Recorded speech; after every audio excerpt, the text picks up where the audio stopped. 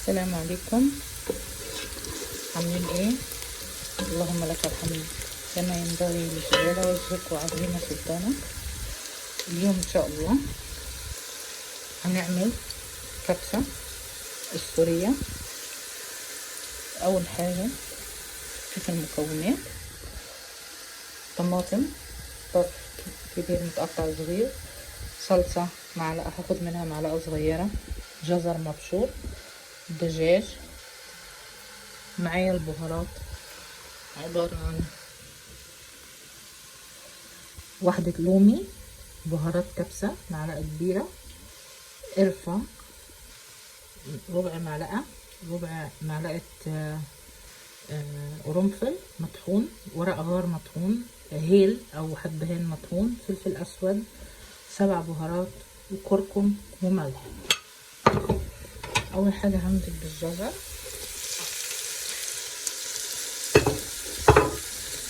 والطماطم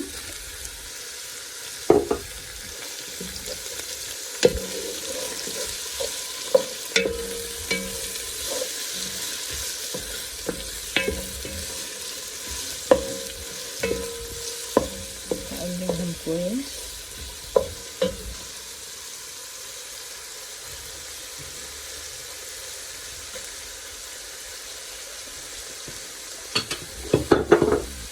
هنزل بالبهارات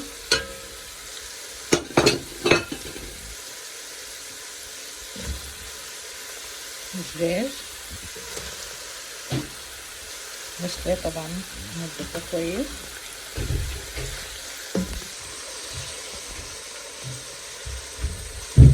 قلبت الدجاج مع البهارات، شوح شوية والبصل، نحط معلقة صلصة واحدة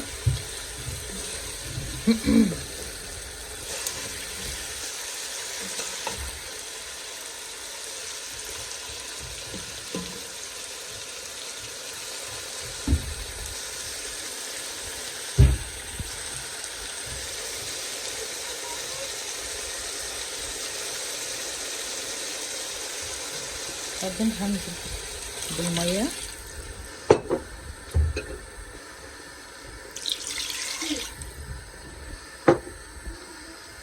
هغطي واسيب الدجاج لعند ما يستوي.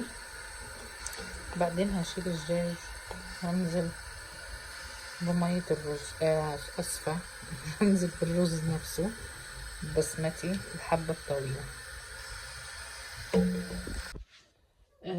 دلوقتي انا سويت الشوربة، المرقة يعني تبعت الرز تبع الكبسة. الرز جاهز على التسقيط، يعني ان احنا نسويه. هعمل معاكم وصفة تانية كمان اسمها فخدة الهانم او فخدة الدجاج الكذابة. عبارة عن بطاطس مهروسة، حطيت معاها معلقة وصدر دجاج، نص صدر دجاج انا سلقته الاول مع منكهات، يعني فلفل اكحل، حبهان، ملح، ورق غار كده يعني، وفتفته كده بالطريقة دي. حطيت معاهم ملح وفلفل اسود وكركم وبهارات دجاج ومعلقة هريسة او دبس الفليفلة. يعني هخلطهم دلوقتي مع بعض بالطريقة دي لغاية ما يتجانسوا ويصيروا ايش العجينة بتاعتي، يعني اللي انا بدي اعمل فيها فخدة الدجاج. هنا انا خلطت العجينة تبعتي، الدجاج مع البطاطا والبهارات، معايا بطاطا مقلية صوابع هحطها هنا هيك. بعدين هحط من جوا جبنة صفرة، معايا كمان ربع صدر دجاج هيك انا شوحته زي الشاورما مع بصل وفلفل. مش اساسي، يعني ممكن تحشوها جبنة وهريسة، ممكن تحشوها تستكفوا بالدجاج اللي في الخلطة برا. بعدين الدجاج اللي انا شوحته هيو عبارة عن بصل ودجاج هيك قطعته قطع صغيرة مع فلفل أخضر وبهارات دجاج وملح وفلفل أسود. بعدين هضمها هيك بشويش. حطيت جبنة مبشورة، بسم الله.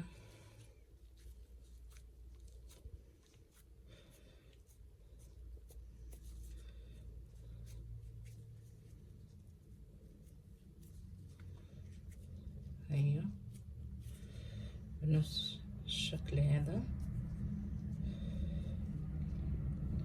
ايوه بعدين هنزل فيها معايا بيض مخفوق مع الحليب.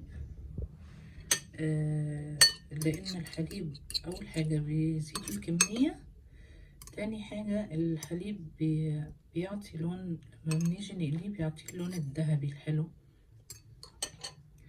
بعدين هشيلها بشويش. هنزل فيها في الخبزة المطحونة او شو بتحكوا عنها، فيجيتار او خبزة مطحونة يعني هيك.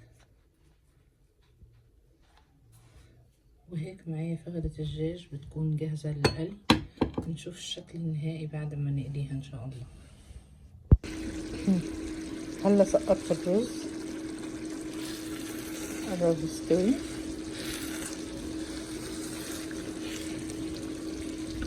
هي الرز تبعي اللي انا سويت فيه حبة طويلة.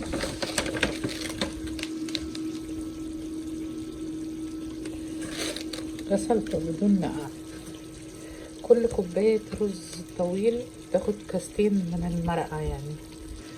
كمان هلا نقعت اللوز عشان اقليه واحطه على وجه الكبسة.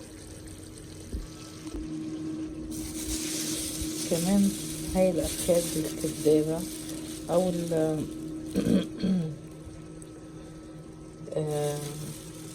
الدبابيس الدجاج جهزتها على القلي.